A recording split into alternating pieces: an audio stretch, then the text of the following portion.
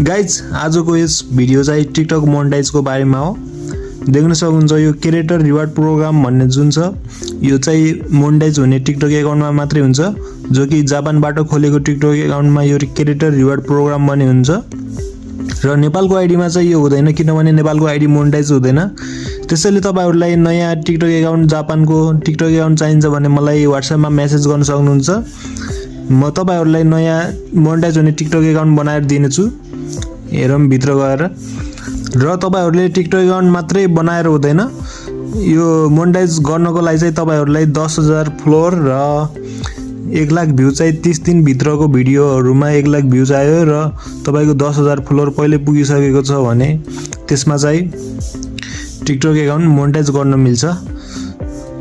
र देख्न सक्नुहुन्छ यो चाहिँ मैले जापानबाट खोलेको आइडी हो। र यो जापानबाट खोलेको आइडीमा एउटा फाइदा के हुन्छ भने चाहिँ यसमा चाहिँ नेपालकै ब्याङ्क एकाउन्ट अथवा नेपालकै खाता हालेर नेपालमै पैसा तान्न पनि मिल्छ। त्यसैले तपाईहरु पनि जापानदेखि नै आइडी खोल्नु होला।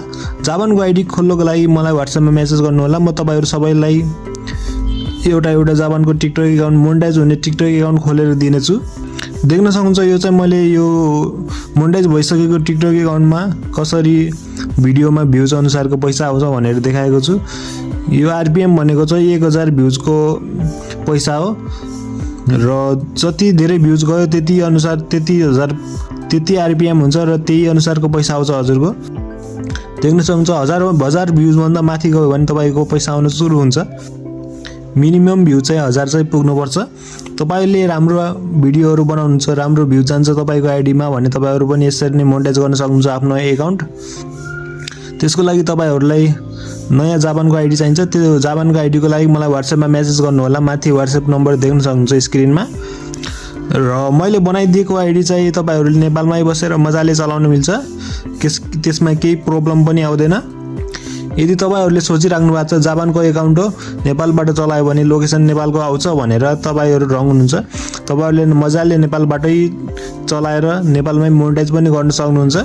ब्याङ्क एकाउन्टहरु नेपालकै हाल्न मिल्छ। जापानको आइडीमा चाहिँ मोनेटाइज हुने कन्ट्रीमा चाहिँ धेरै कन्ट्री पर्छ, तर तपाईहरुले जापानको एकाउन्ट बनाउनु भयो भने त्यसमा चाहिँ नेपालकै खाता हाल्न मिल्छ। नेपालकै ब्याङ्क एकाउन्ट हालेर नेपालमै पैसा झिक्न मिल्छ। त्यसैले तपाईहरु जापानकै टिकटक एकाउन्ट खोल्नु होला।